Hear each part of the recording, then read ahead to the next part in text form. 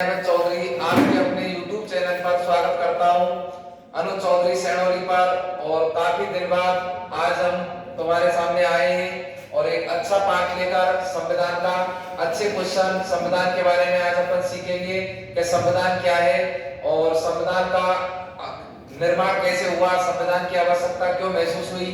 तो देखो अपन बात करते हैं सबसे पहले कि भाई संविधान शब्द की बात करें कि संविधान जो शब्द है ये किसने दिया था। तो याद रखना है सबको कि संपूर्ण विश्व में सर्वप्रथम संविधान शब्द का प्रतिपादन सर हेनरी मेन नामक वैज्ञानिक ने किया था, अर्थात विचारक ने किया था। किसने किया था? सर हेनरी मेन नामक विचारक ने।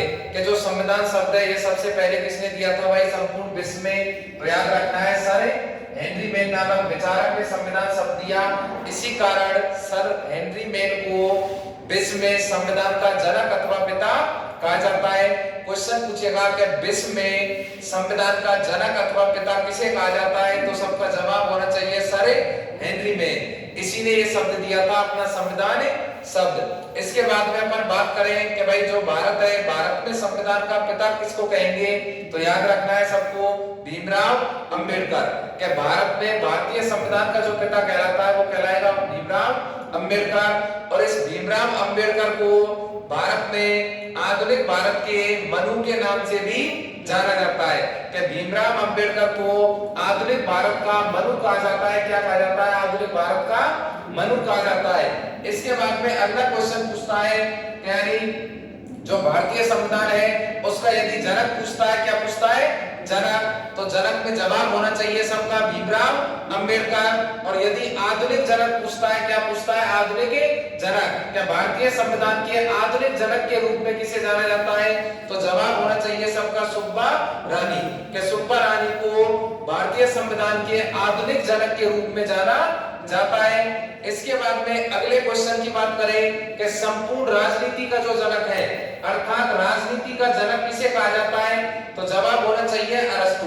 क्या अरस्तु को राजनीति का अर्थात पॉलिटिकल का क्या कहा जाता है? जनक कहा जाता है। इसके बाद में बात करें अपन संविधान की कि जो संविधान है इस संविधान की संपूर्ण विश्व में सबसे पहले जो आवश्यकता महसूस की गई थी वो किस देश में की गई थी। तो जवाब होना चाहिए सबका इंग्लैंड देश में। किस देश में? इंग्लैंड देश में। कि संविधान शब्द की अर्थात संविधान की जो आवश्यकता महसूस हुई थी सबसे पहले वो इंग्लैंड शहर में हुई थी।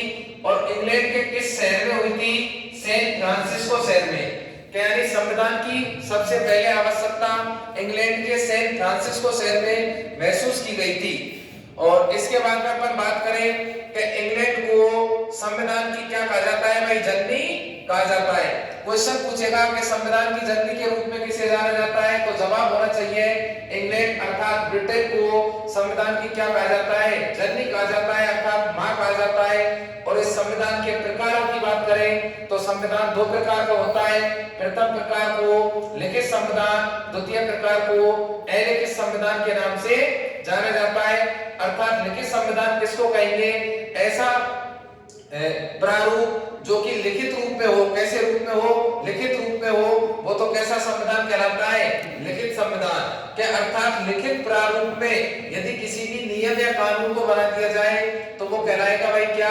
लिखित संविधान। और ऐसा संविधान या ऐसे नियम या कानून जो परंपराओं पर आधारित हो। किस पर आधारित हो? परंपराओं पर आधारित हो। और वो क्या कहलाएगा? अलिखित संविधान कहलाएगा। क्या कहलाएगा? अलिखित संविधान कहलाएगा। अर्थात जिसका कोई भी लिखित प्रारूप ना हो, अर्थात जिसका मौखिक रूप हो। कौन सा रूप हो?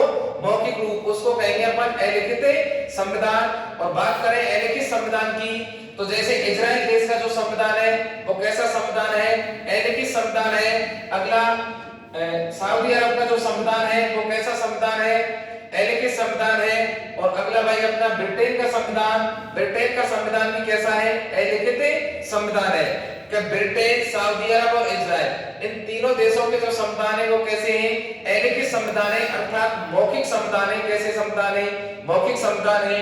इसके बाद में अपन बात करते हैं कि विश्व का सबसे बड़ा संविधान, विश्व का सबसे बड़ा लिखित संविधान किस देश का है। तो सबका जवाब होना चाहिए भारत देश का।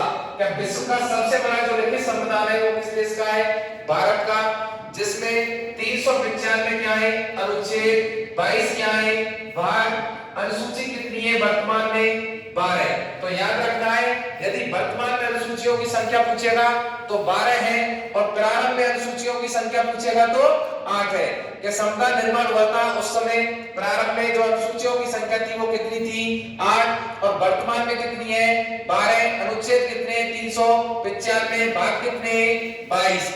और उद्देश्य प्रस्ताव को रखा गया है, और इसकी जो प्रकृति है, भारतीय संविधान की प्रकृति की बात करें तो कैसी प्रकृति का है, लचीली प्रकृति का है। कैसी प्रकृति का है, लचीली प्रकृति का है। इसके बाद अगला क्वेश्चन पूछता है कि विश्व का सबसे छोटा संविधान किस देश का है, तो जवाब होना चाहिए यूएसए का। किस देश का है भाई, यूएसए का, जिसमें टोटल कितने अनुच्छेद है, 7। कितने अनुच्छेद है, 7। और यूएसए के संविधान की जो प्रकृति बताई गई है वो कैसी प्रकृति है, कठोर प्रकृति है। कैसी प्रकृति है, कठोर। क्या यूएसए के संविधान की प्रकृति कठोर है, कैसी प्रकृति है, कठोर प्रकृति है। इसके बाद क्वेश्चन पूछेगा अगला कि विश्व का नवीनतम संविधान, विश्व का नवीनतम संविधान किस देश का है, तो याद रखना है सबको, नेपाल। किस देश का है भाई, नेपाल का है। और किस वर्ष में निर्माण हुआ है, 2015 में। कि विश्व का सबसे नवीनतम संविधान नेपाल का संविधान है, जिसका निर्माण 2015 में हुआ है। इसके बाद अपन बात करें